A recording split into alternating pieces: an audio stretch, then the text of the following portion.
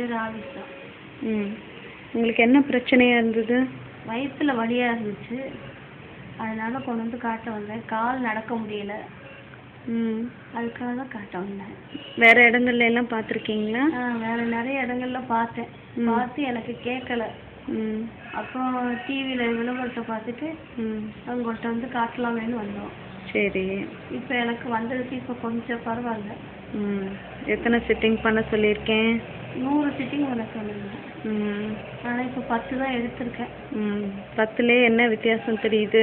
எனக்கு உடம்பு கால்லாம் கொஞ்சம் வச்சுற மாதிரி இருக்கு, வயிறு கொஞ்சம் குறைஞ்ச மாதிரி இருக்குது. உங்களுக்கு நல்ல நம்பிக்கை இருக்கு. நம்பிக்கை இருக்கு. Very good.